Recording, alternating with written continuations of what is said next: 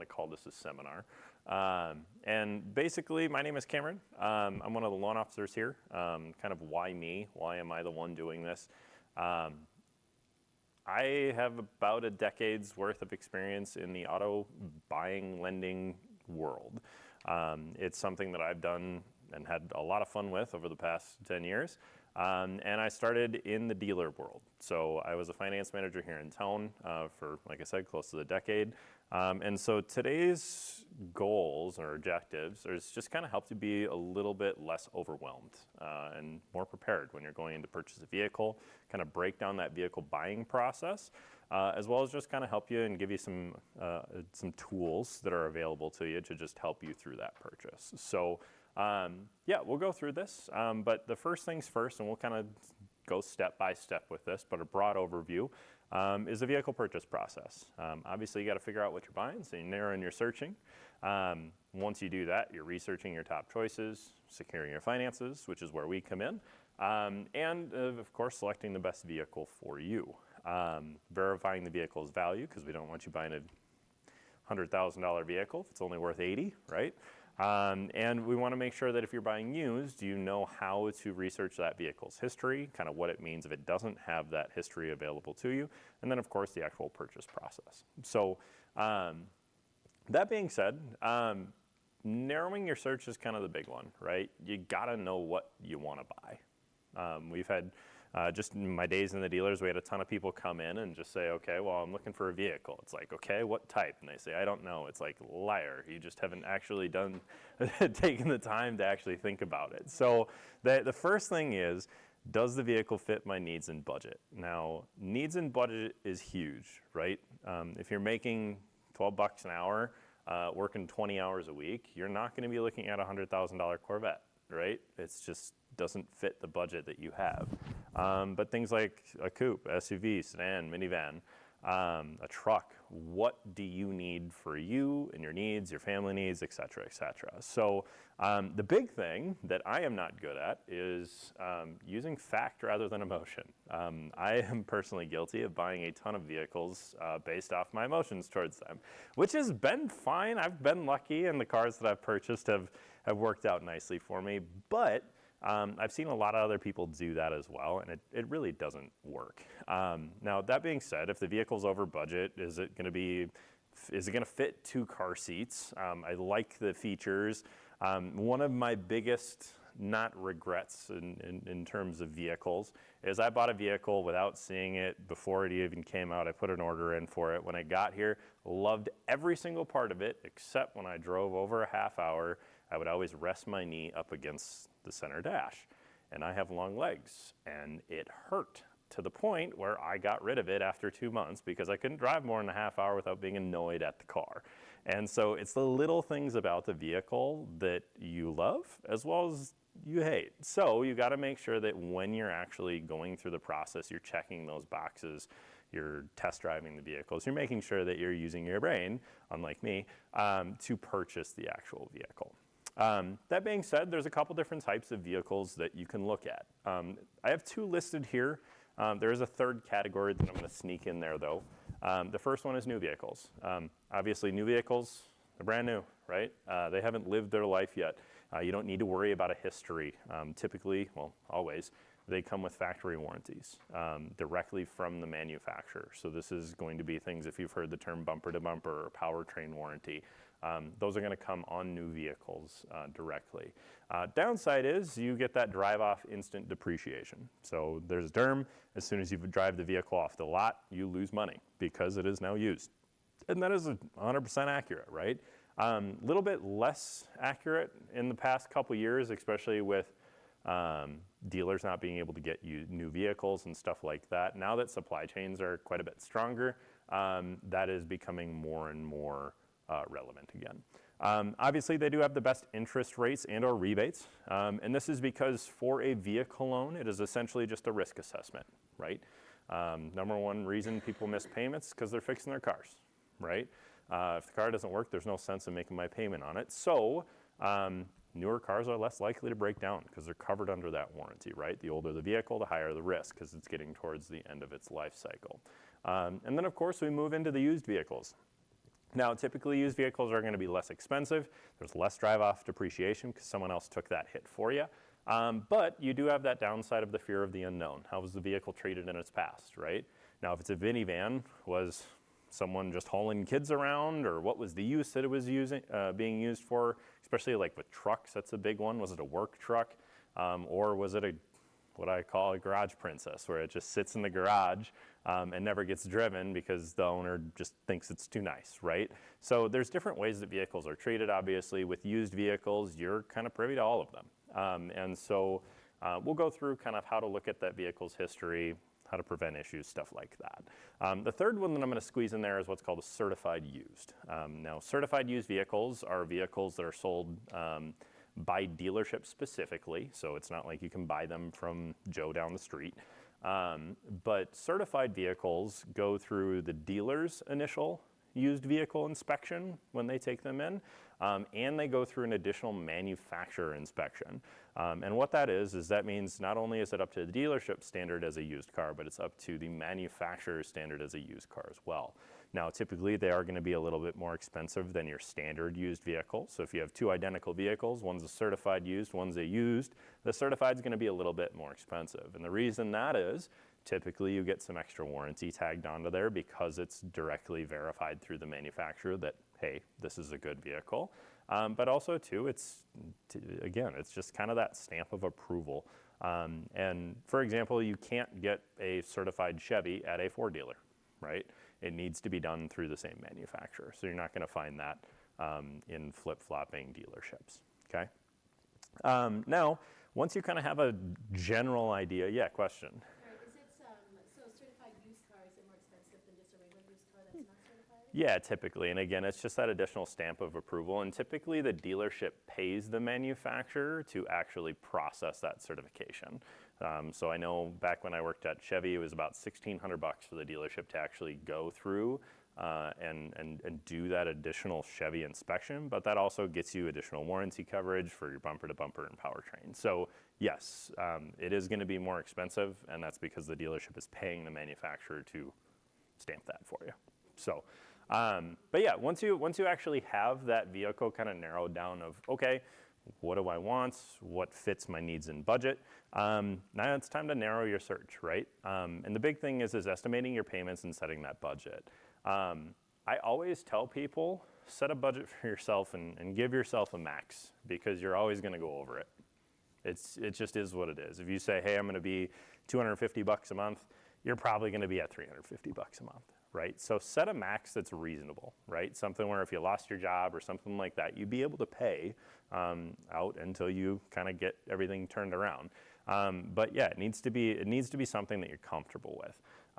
And one really, really underutilized resource that we have is on the MEFQ website, Mayo Employees Federal Credit Union.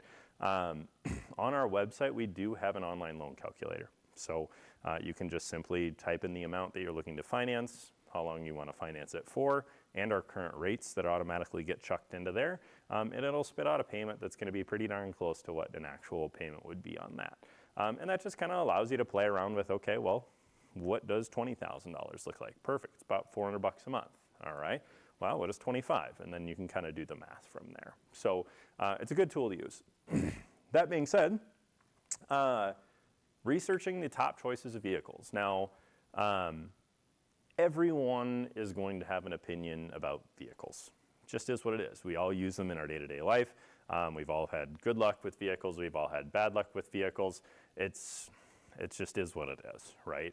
But the big thing is within that, you can kind of find trends, right? So how do you do that? Obviously, number one, just Google it, right? If you're looking at Toyotas, say Toyota reliability, and you'll probably get 14 billion articles on Toyota, right? But there are a couple good websites out there as well. So Auto Trader, TrueCar, Consumer Reports, stuff like that. I always tell people, make sure that when you are doing your research, that you're researching multiple sources, right? Don't just go to one website and say, oh, well, this website said this car was great, so that's what I'm gonna trust and believe, right? A lot of car companies pay these these websites to do reviews on their vehicle, right? And if someone's paying you a buttload of money to review their car, you're probably going to give them a pretty good review because they're paying you, right? And so make sure that you, again, spread those sources out over a bunch of different areas so that you can kind of get a good idea of what the actual car is. Talk to friends, talk to family, talk to people that have owned the vehicle in the past, right? See what they like, what they dislike. And like I said, you'll be able to find trends. That being said, kind of how do you shop, right? Obviously, dealerships are going to be listing their entire inventory online, and they are required by the manufacturer to put pricing on there. If you're shopping private party, Craigslist, Facebook Marketplace, Cars Direct, and then obviously going to the dealers, talking to the salespeople. It's okay to tell them that you're not there to buy today. They'll push. They'll definitely push back and say, well, how can I get you to buy? Or whatever their version of that is, because it's their job, right? That's how they're putting food on the table. That's what they're going to do. It's still okay to say no. That being said, this is kind of where we come in. So once you find a vehicle and you kind of have figured out that trend and where you want to go, now how do you pay for it, right? The amount of people that came into dealerships looked at vehicles and they were like, okay, now I need to buy this. They had no idea how the process worked. It's like, how are you going to go look at a $50,000 truck and then not know how to pay for it, right?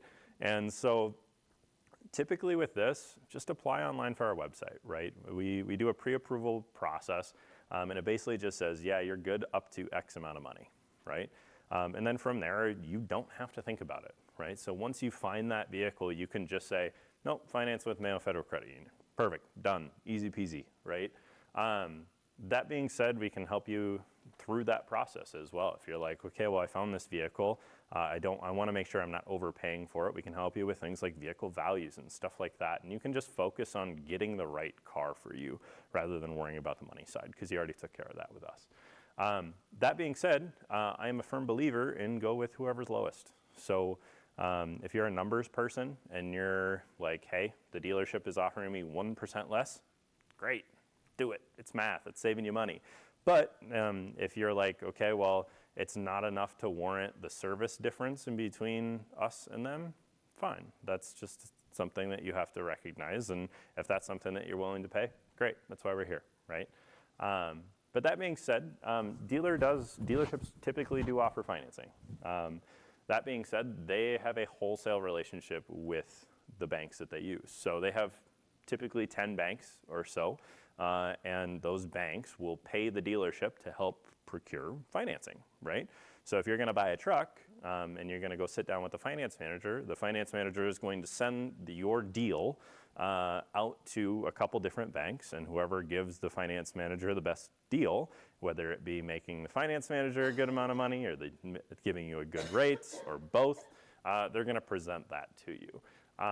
And like I said, they may be able to offer a better rate. And typically where this is coming in right now is with new cars, because manufacturers are realizing, oh, hey, we're losing a lot of money to outside banks. So what they're doing is the promotional financing. So you'll hear in commercials like, buy a new F-150 and get 0% for X amount of months, right? That's offered directly through Ford or Chevy or Toyota, Honda, those type of manufacturers. And with that, yeah, those rates are really good, right? If they offer you 0% financing, take it, it's free money, right? Now that being said, with that, people always say, okay, well, it's 0% financing, or I can get a $3,000 rebate, but then I got to pay interest, right? At that point, use us as a resource, right? We're there to help you with calculating, okay, well, you keep your cars for 5 years, right? Over 5 years, if you pay interest on this loan, you're going to pay $4,800 in interest, right? Okay, well, would you rather save $4,800 over the course of the loan or take 0%, right? So it's just a matter of trying to do that math and be there to help you out through that. Again, that's typically all new cars, right? You're never going to get promotional financing on a used car. So every once in a while they do it on certified used vehicles, but that's neither here nor there. So yeah, that's kind of the financing part of things. But again, the big thing to kind of take away from that, use this as a resource. This is always my favorite part. Once you kind of figure it out, go drive the thing, right? If you're like, okay, perfect, I'm looking at Honda CR-Vs, Toyota RAV4s, Ford Escapes, and you got a bunch of different ones, go drive them. Anytime I was talking to people in the dealership world about, okay, you're here to buy the car, have you driven it yet? If they say no, I flat out refuse to do their paperwork, solely because of my knee and the center console thing, right? You need to make sure that this vehicle is something that you enjoy, and make it fun, right? Bring a friend, bring your spouse, bring your partner, whatever, to make it fun. And again, it's okay to tell the salesperson, hey, I'm here to test drive today. I'm not interested in actually purchasing. I'm just trying to feel it out. Now, that being said, let's say that salesperson is, say, perfect. All right, sounds good. Here's the keys to this, this, and this. And they do a good job of explaining the vehicle to you, and they do a great job of making sure that you feel comfortable with your actual purchase process. And then if you go back and you buy from someone else, don't do that, right? If they've done the work and they've helped you out and you want to actually purchase that vehicle, go back to that salesperson because they've put in the work, they've put in the time, right? Because most of them are either paid on commission or paid per car, right? So if you go buy it from a different salesperson at the same dealership, you're kind of missing their cut. So that's one of those where it's like, I was a salesperson, I was salesperson's managers. It's good to do if they help you out. But if they don't, go to somewhere else. So that being said, verifying the vehicle's value. This is always something, especially with the whole COVID piece where vehicles were selling far above expected prices, I'll say. And essentially, if a dealership or a person is selling a vehicle, and I'm just going to use a Corvette because typically Corvettes are running at a nice, easy 100 grand, which makes math easy. Check on the value of the vehicle, right? If the dealership's asking $100,000 for this Corvette, say, all right, perfect. What's the value of it? You can go to websites like AutoTrader, Cars.com, CarSoup, stuff like that, and pull values from Black Book or NADA on these. And essentially what that says is the value is, okay, I'm going to take all the cars that have sold in the past X amount of time, and I'm going to average those out based off the trim models, right? So you're buying a Corvette, it's a convertible, it's red, it's going to compare that specific vehicle to all the other Corvettes, maybe not, different colors probably are okay, and it's going to say, perfect, well the average selling price of that vehicle over the past 6 months or whatever is $95,000. Well, if they're selling it for 100, that's pretty darn close, right? So that's, you can say, okay, well it's probably a little overpriced, but it's still right in that range. Now, if it comes back and they say, okay, the value is 80,000, why are you buying it for 100, right? And again, this is all stuff that we can help you out with. Again, underutilized tool that we have directly on our website. We have this built into our website so that you can type in a VIN number of a vehicle and get an estimated value for it, right? And it's also one of those things too where, again, if you're getting a good deal, let's say the Corvette's priced at 80,000 and the value comes back at 100, great. Now you're in the driver's seat, right? Literally, because shut up and take my money at that point. So it's one of those where making sure that the vehicle is actually worth what you're buying is important. And there's a bunch of tools that we don't offer them, but again, they're ingrained within our website, and we're able to access that. Use us as that resource to help you figure out if the vehicle that you're buying is worth it, right? That being said, for the used vehicle side of things, how was it treated in its past life, right? What is the vehicle's history? First and foremost, most dealerships will provide you a free report if you ask, right? When I worked in the dealers, every single dealer that I worked for, we had essentially a contract with Carfax or AutoCheck to where any vehicle that we bought, automatically we got that report.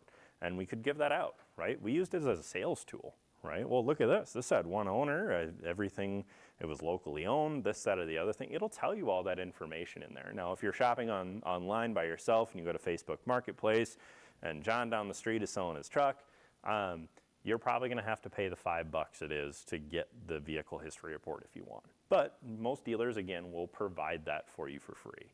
But essentially what this is this just shows, has the vehicle been in an accident? Has it been damaged in any way, shape, or form? Have the oil changes been reported, right? Just little things like that just give you a better idea of how the vehicle was treated, right? Because, yeah, question. So with Carfax and checking like the history of the vehicle, since we have the VIN, we don't really need permission from, let's say, John down the street to run this into their car. Correct. Yeah. Okay. A VIN number is a VIN number. It's kind of like a license plate, right? And technically a license plate, if you look that up, will give you all the information on everything, right? Because it's public knowledge. So no, you do not need permission to run a vehicle check. If anything, it should be encouraged. And the big reason why I say that is it'll also tell you if an airbag has been deployed, if the car's been in a flood, if it's had odometer problems or rental vehicle, it'll give you the origins of where it was initially sold, stuff like that. So no, I always encourage people to use the Carfax, use the auto check, stuff like that, to just make sure that the vehicle you're buying isn't a piece of junk. So yes, that being said, again, this is kind of a big one. A car without a history is a car that hasn't been serviced. Now, I agree with this and I don't. I agree with it because, yeah, on paper, this is 100% accurate. But as someone who changes their own oil in their vehicles, it doesn't mean that they weren't serviced. It just means that maybe the person does it themselves. Or maybe they went to a mom and pop shop that doesn't necessarily report this to these specific companies, right? But again, at that point, I do all my own oil changes, but I keep my receipts for everything, right? Because I want to make sure that when I do sell my vehicle, I have record of that. I can show, no, I did oil changes every 3,000 miles, right? And I can prove that, right? But if you can't prove that, again, it's just kind of that you're going into the unknown buying the vehicle. You can still purchase it, and it'll still treat you great, probably. But it's a probably rather than a, no, I have a history, I'm a little bit more confident in that, right? Another piece, salvage titles.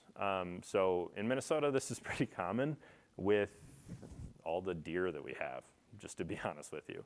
So typically if a vehicle is in an accident, a flood, if it's been stolen, anything like that, it will get what's called a branded title or a salvage title. And essentially what this means is that the insurance has written it off as beyond fixable, okay?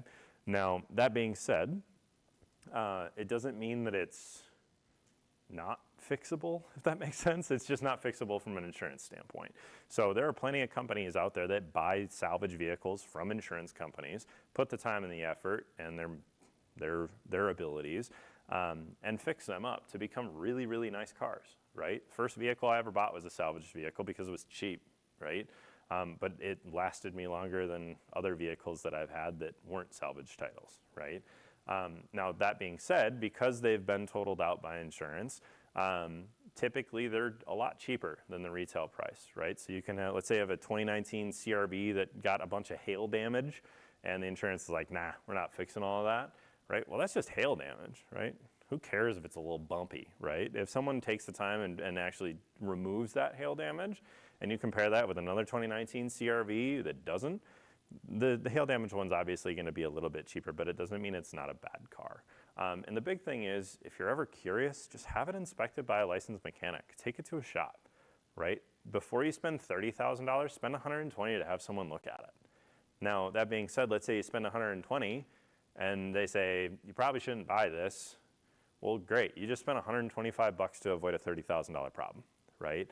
And so it's one of those where, again, if you have someone that you trust or a place that you trust, bring it to them, right? I had plenty of people when I was in selling cars say, perfect, I'm going to take this to my mechanic. It's like, great, have fun, right? Let them. And do that, because the better you feel about the vehicle, the more you're going to enjoy it. So, yeah, so obviously if you have any other questions on that, let me know. But the big part is once you actually make that purchase, plan your time accordingly, right? Whenever I was in the dealer and someone said, all right, perfect, I'm coming in. We closed at 8 typically, and they're like, all right, I'll be there at 7:30. I was like, what, to say hi? It's like, you're not going to buy the car in that amount of time. So typically, especially with the dealer side of things, I always tell people, give yourself 4 hours. Sounds like a lot. That's because it is, right?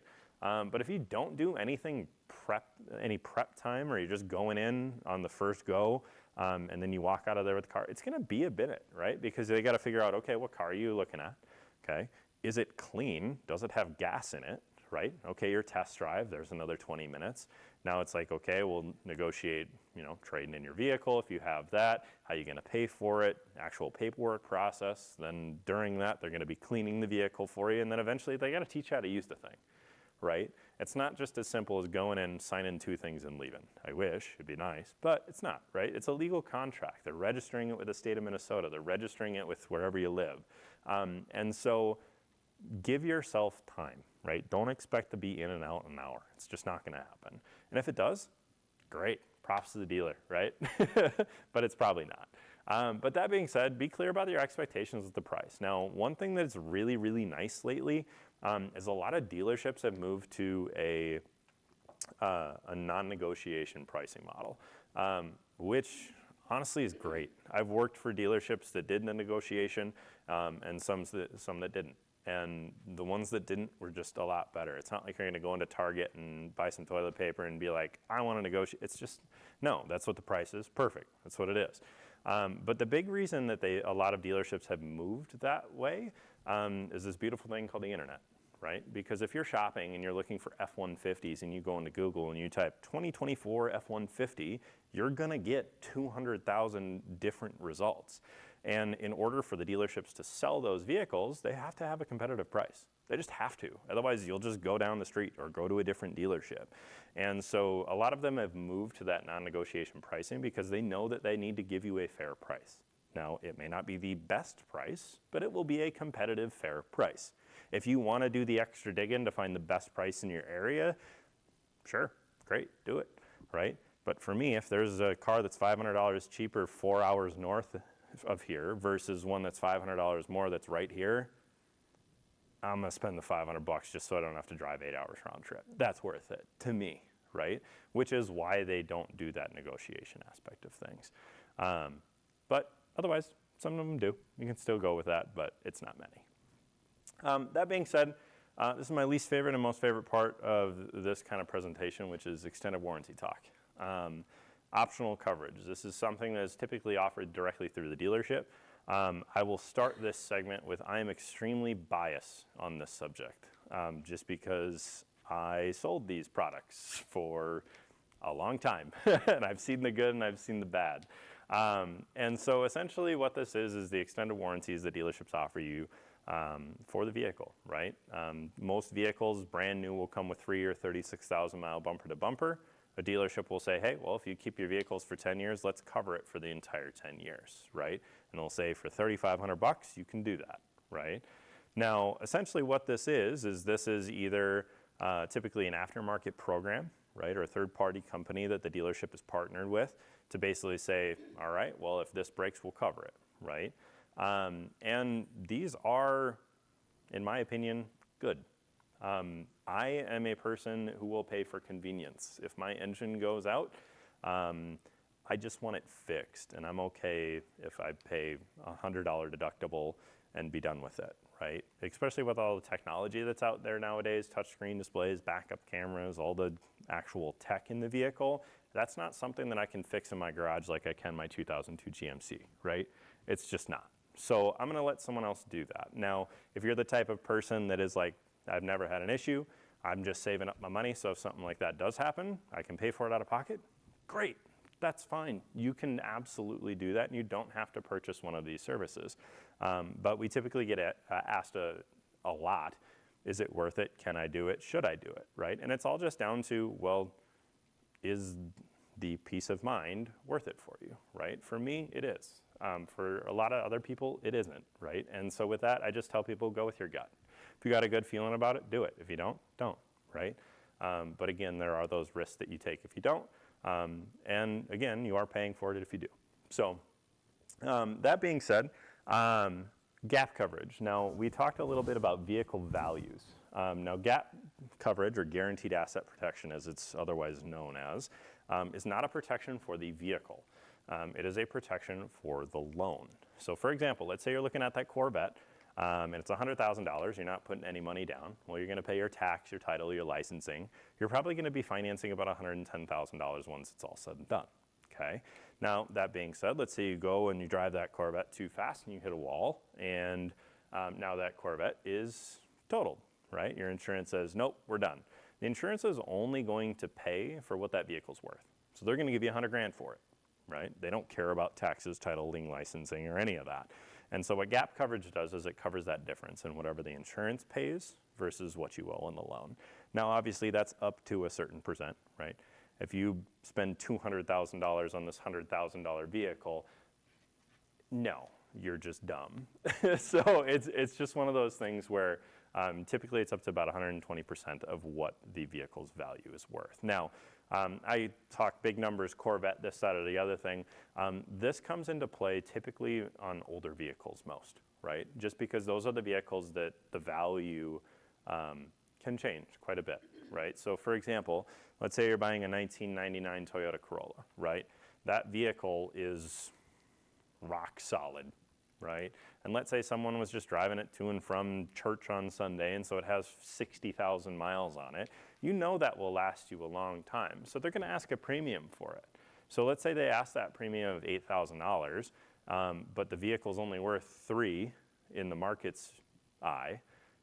Gap is an option for you because, again, it will help cover whatever the vehicle, whatever insurance doesn't, if that gets totaled.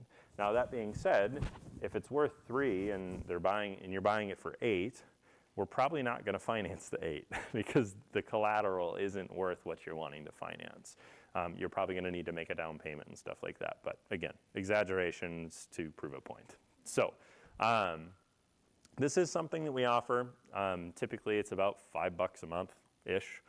So it's a pretty cheap way to protect yourself. The nice thing is, typically members of Mayo are very educated and very rarely find themselves in this situation. So I want to say in the past 6 months, I've maybe done one of these. So thank you, I guess. That being said, that's kind of it. Now, granted, that was a super broad overview of a lot of information.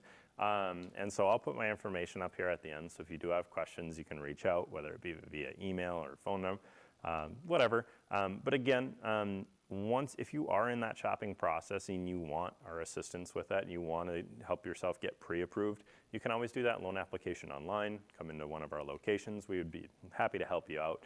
And again, once you have that, you have access to things like us helping you out with evaluations, the monthly payment pricing, stuff like that. And even if you financed elsewhere and you're like, hey, well, your rates are better currently, perfect. It doesn't cost you anything to redo the loan with us.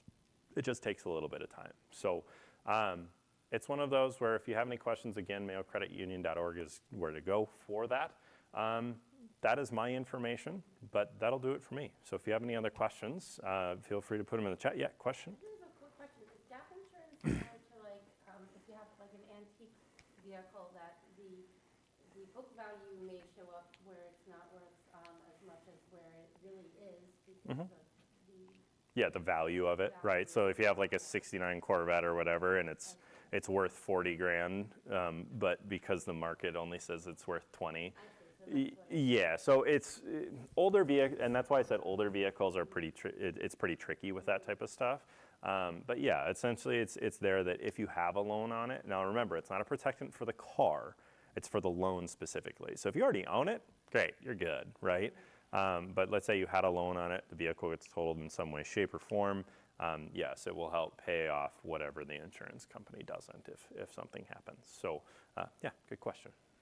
So yeah, unless we have any questions in the chat, we're good to go. So